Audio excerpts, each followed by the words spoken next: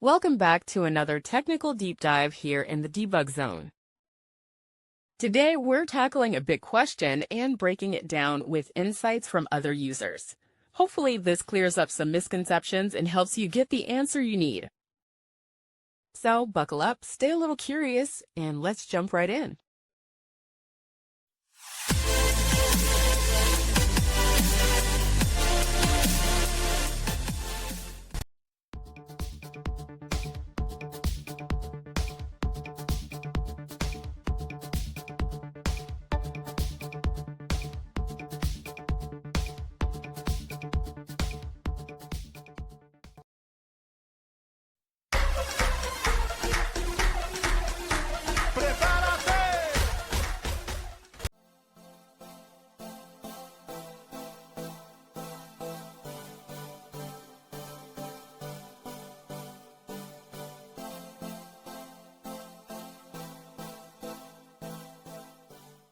And that's a wrap.